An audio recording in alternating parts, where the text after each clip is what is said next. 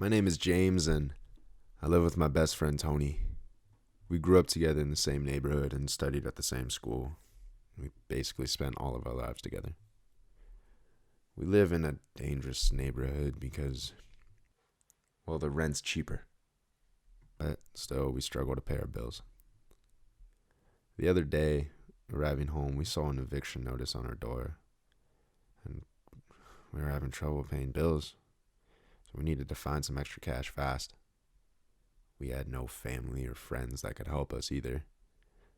In fact, the money we were getting with our jobs could barely keep up with the monthly expenses.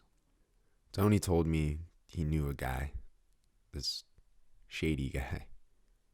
Rumor had it, this dude had some connections to local gangs. Really, we had no other choice, so Tony spoke with the guy, and he told Tony when he knew of something, he would let him know. Next day, Tony received a call from that guy. He had a meeting arranged for us with a man called Mr. Smith. We would meet this Mr. Smith for the job details. Desperate for money, me and Tony said yes and met with our Mr. Smith. Next day, we met at a location he had previously given to us. We arrived at the place. He was waiting for us, and as we approached him, we could see that this guy was very well dressed, with a dark blue suit and black shoes. Tony asked him, "Are you Mr. Smith?" He answered, "Yes." After he gave us an envelope and said, "A very wealthy couple will vacate their house for a couple of days. Inside this envelope, you will find details of the house, location, and valuables." We took the envelope and Mr. Smith left. Later that night, me and Tony started preparing for the job. We opened the envelope and found pictures of a house, pictures of the items he wanted us to steal for him, address, and some other things. It seemed to be in a very isolated area. There was also some information about the owners as well. The house belonged to a couple. There was also a small envelope inside the file with a note saying, "Backdoor key." The next night, we drove to the house location. We stayed off the main roads. We didn't want our car being identified. We also made sure we parked in the woods surrounding the house. We were close, but we stayed inside the car reviewing our plan. After about an hour, we decided to make our move. We snuck around the back and entered through the back door. Sure enough, that key worked. When we arrived inside the house, we started looking around us. The people living in this house had a very weird taste for decoration. There was some tribal mask and weapons and some things I couldn't identify. I told him that we should separate to cover more ground.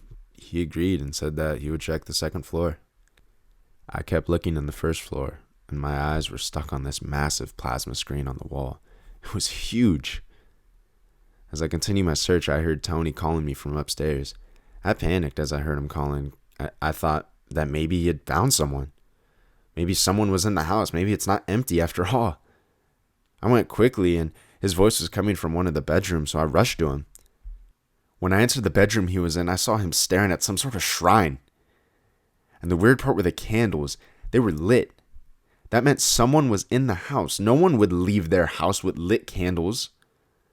I turned around to investigate the room, and I saw a picture on the bedside that shocked me. The couple in the picture, the man, was the same guy who gave us the job, Mr. Smith. It didn't make sense. This guy had just hired us to steal from his own house. I told Tony, "Listen, we should just leave the house," and he quickly agreed. As we start running, we heard a noise coming from downstairs.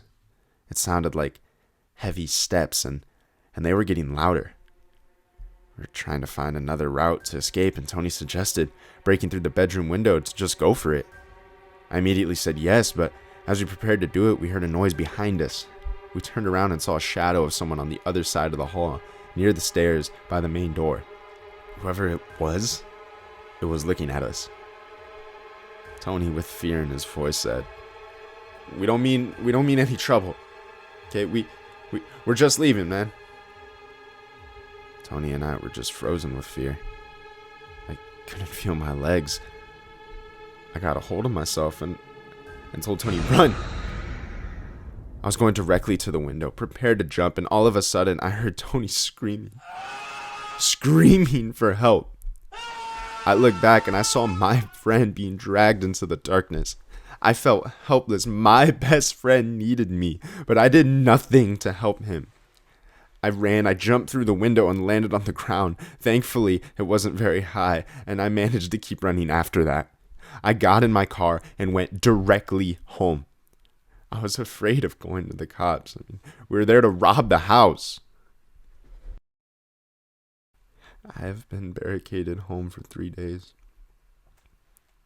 And so far, the figure didn't appear, but I feel it coming for me.